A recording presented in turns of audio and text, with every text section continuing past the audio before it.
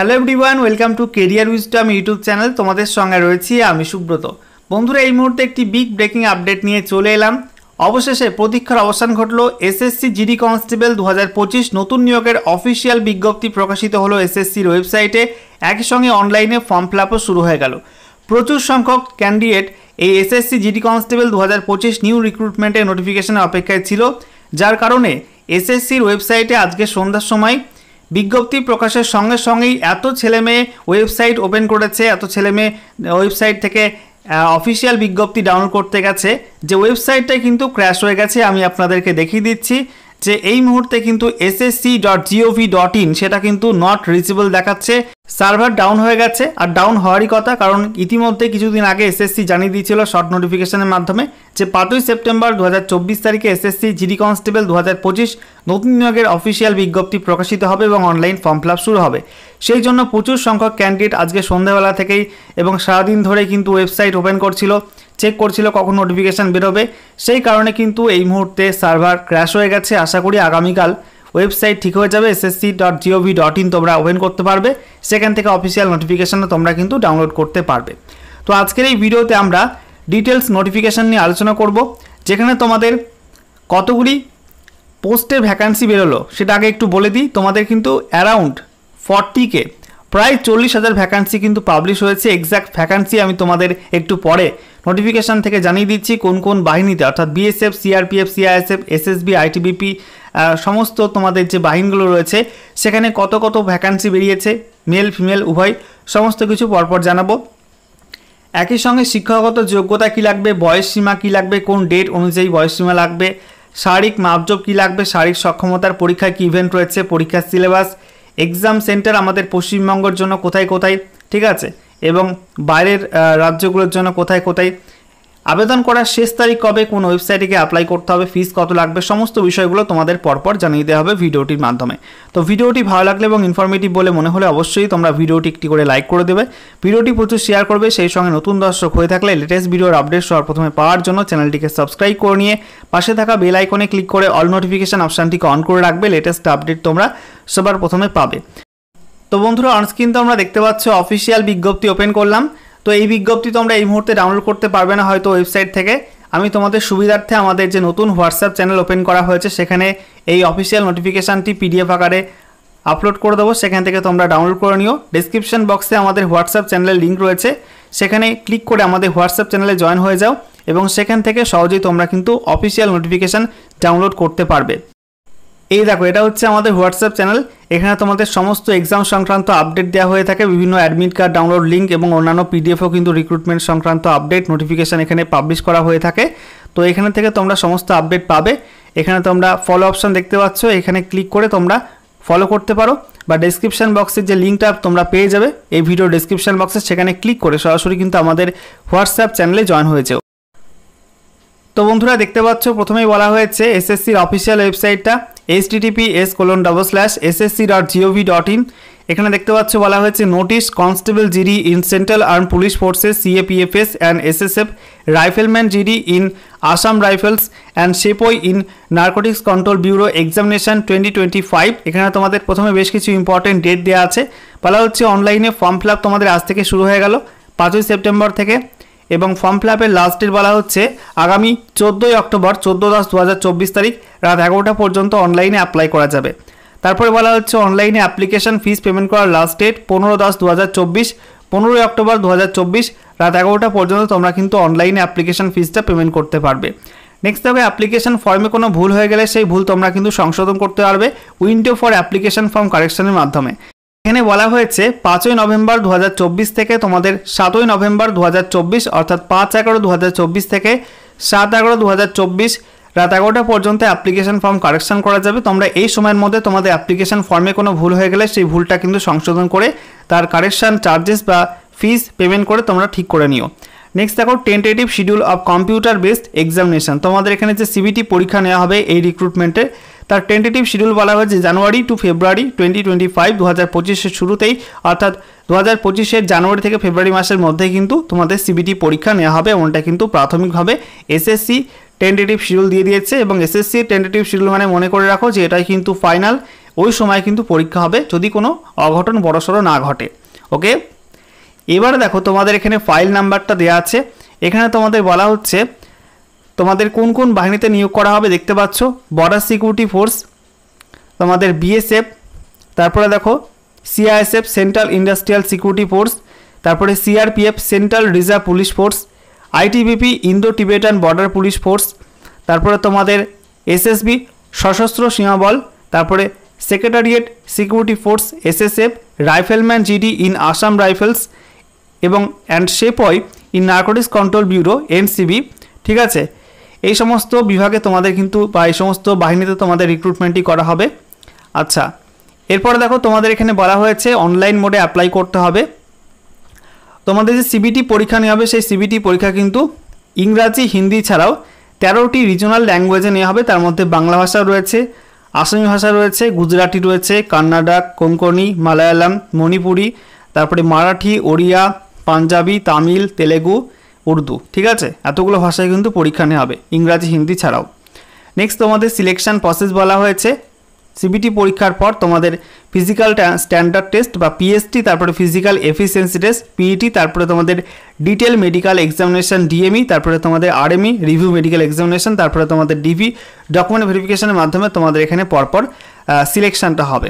ওকে, আচ্ছা, এরপর দেখো তোমাদের এখানে বলা হচ্ছে পে স্কেল, পে লেভেল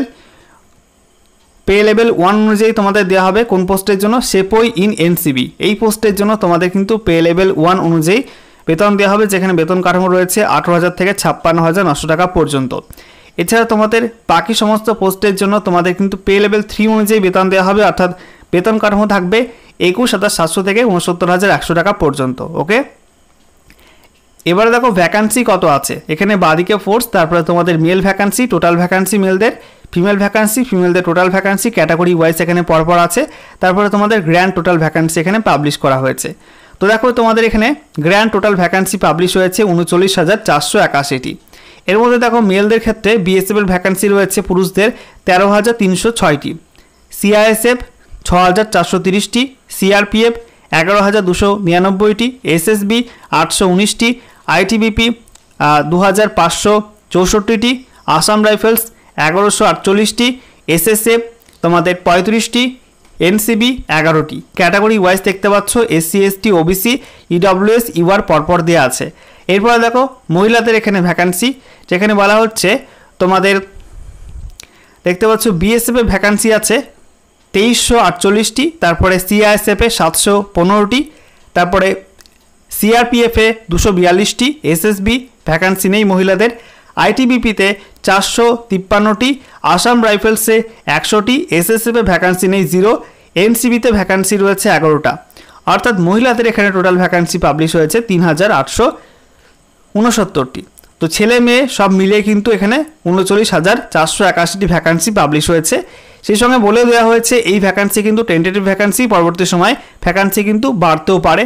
ঠিক আছে, আচ্ছা, এরপর দেখো তোমাদের এখানে বলা হচ্ছে এখানে অ্যাপ্লাই করতে গেলে অবশ্যই ভারতীয় নাগরিক হতে হবে। বয়স সীমা তোমাদের এখানে বলা হচ্ছে 1/1/2025 এই তারিখ অনুযায়ী 18 থেকে 23-এর মধ্যে তোমাদের বয়স হতে হবে জেনারেল এবং সেই সঙ্গে ইডব্লিউএস ক্যাটাগরি ক্ষেত্রে। এছাড়া এসসি এসটি প্রার্থীরা 5 বছর বয়সের ছাড় পেয়ে যাবে, অর্থাৎ তারা 18 থেকে তারা কিন্তু 28 বছর বয়স পর্যন্ত অ্যাপ্লাই করতে পারবে। ওকে, আর তোমরা ওবিসি প্রার্থীরা তোমরা 3 বছর বয়সের ছাড় পেয়ে যাবে, অর্থাৎ তোমরা 18 থেকে 26 বছর বয়স পর্যন্ত অ্যাপ্লাই করতে পারবে। নেক্সট দেখো তোমাদের এখানে বলা হচ্ছে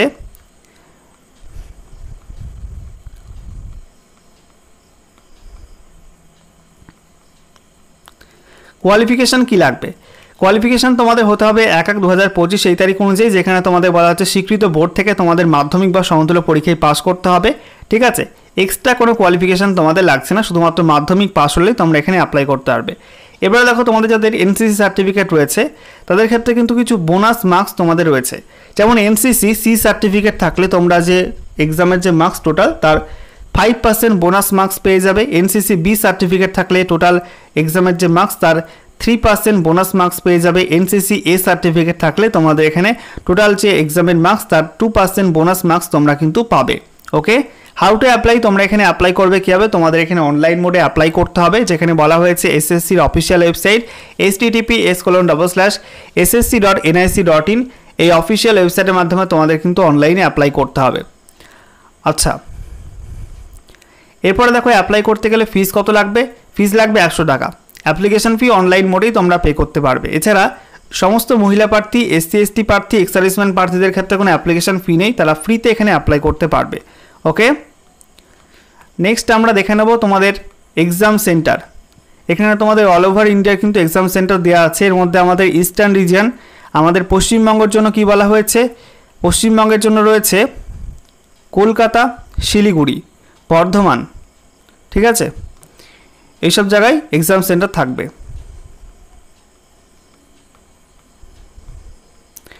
আচ্ছা, এরপর দেখো তোমাদের এখানে যে সিবিটি পরীক্ষা নেওয়া হবে, সেই সিবিটি পরীক্ষায় বলা হচ্ছে 80 কোশ্চেন থাকবে, অবজেক্টিভ টাইপ, এমসিকিউ, ঠিক আছে, বেস্ট। এখানে তোমাদের প্রত্যেকটা প্রশ্নের মান থাকবে 2 নাম্বার করে। এখানে দেখো পার্ট এ জিআই এবং রিজনিং 20টি প্রশ্ন 40 number, part B general knowledge and general awareness 20টি প্রশ্ন 40 number, part C elementary mathematics 20টি প্রশ্ন 40 number, part D English or Hindi যে কোনো একটা 20টি প্রশ্ন 40 নাম্বার। সময় থাকবে তোমাদের 60 মিনিট, ঠিক আছে। আচ্ছা, এরপর দেখো তোমাদের এখানে বলা হচ্ছে নেগেটিভ মার্কিং থাকবে 0.25 মার্কস করে, তোমাদের নেগেটিভ মার্কিং থাকবে এবং তোমরা কিন্তু বাংলা ভাষায় পরীক্ষা দিতে পারবে এবং অন্যান্য রিজনাল ল্যাঙ্গুয়েজও রয়েছে, ইংরাজি, হিন্দি ছাড়া কিন্তু মোট 13টি আঞ্চলিক ভাষায় তোমাদের কিন্তু পরীক্ষা হবে। আশা করি তোমরা বুঝতে পারলে। এরপর দেখো তোমাদের এখানে ডিটেল সিলেবাস দেওয়া আছে, এখান থেকে তোমরা দেখে নিও। তোমাদের GI, reasoning, GK, general awareness, তারপরে এলিমেন্টারি ম্যাথামেটিক্স, ইংলিশ, হিন্দি, পরপর এখানে ডিটেল সিলেবাস তোমরা পেয়ে যাবে। এবারে দেখো তোমাদের এখানে ফিজিক্যাল এফিসিয়েন্সি টেস্ট, শারীরিক সক্ষমতার পরীক্ষায় কী কী ইভেন্ট রয়েছে। পুরুষদের ক্ষেত্রে 5 কিলোমিটার রান 24 মিনিটে কভার করতে হবে। মহিলাদের ক্ষেত্রে বলা হয়েছে 1.6 কিমি রান 8.5 মিনিটে তোমাদের কভার করতে হবে, ঠিক আছে। আচ্ছা, এরপরে দেখো লাদাখ রিজিয়নের প্রার্থী হয়ে থাকলে তোমাদের পুরুষদের ক্ষেত্রে 1.6 কিমি রান 7 মিনিটে কভার করতে হবে, আর তোমাদের মহিলাদের ক্ষেত্রে 800 মিটার রান 5 মিনিটে কভার করতে হবে। নেক্সট দেখো তোমাদের এখানে শারীরিক মাপজোক কী বলা হয়েছে, বলা হচ্ছে নর্মাল তোমাদের হাইট লাগবে পুরুষদের ক্ষেত্রে 170 সেমি 170 সেন্টিমিটার, আর মহিলাদের 157 সেমি 157 সেন্টিমিটার। এবারে দেখো তোমাদের বিশেষ কিছু ছাড় রয়েছে, বেশ কিছু ক্যাটাগরি ক্ষেত্রে বলা হয়েছে এসটি প্রার্থী হয়ে থাকলে তোমাদের পুরুষদের হাইট লাগবে 162.5 সেন্টিমিটার, মহিলাদের 150 সেন্টিমিটার।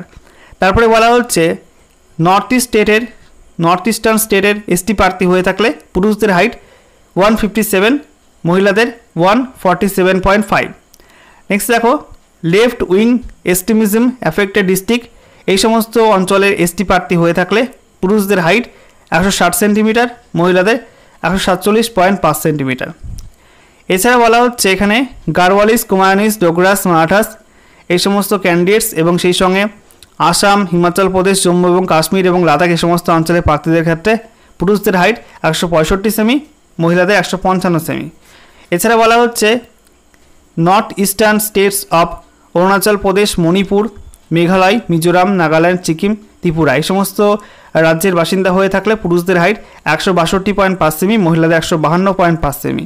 এছাড়া বলা হচ্ছে জিটিএর বাসিন্দা হয়ে থাকলে দেখতে পাচ্ছ দার্জিলিং ডিস্ট্রিক্টের যে 3টি সাব ডিভিশন রয়েছে, দার্জিলিং, কালিম্পং, কার্শিয়াং, এই 3টি সাব ডিভিশনের আন্ডারে যে সমস্ত মৌজাগুলো আছে তার নাম এখানে দেওয়া আছে 1, 2, 3, 4 করে। এই সমস্ত অঞ্চলের বাসিন্দা হয়ে থাকলে তোমাদের পুরুষদের হাইট লাগবে 157 সেন্টিমিটার, মহিলাদের 152.5 সেন্টিমিটার। চেস্ট তোমাদের এখানে বলা হয়েছে না ফুলে 80 সেন্টিমিটার এবং ফুলিয়ে তোমাদের কিন্তু মিনিমাম 85 সেন্টিমিটার করতে হবে। এছাড়া তোমাদের এখানে বুকের ছাতির মাপের ক্ষেত্রে কিন্তু ছাড় রয়েছে। এখানে বলা হচ্ছে এসটি প্রার্থী হয়ে থাকলে তোমাদের না ফুলে 76 সেমি, ফুলে তোমাদের কিন্তু 81 সেমি করতে হবে, অর্থাৎ 5 সেন্টিমিটার তোমাদের বাড়াতে হবে, ঠিক আছে।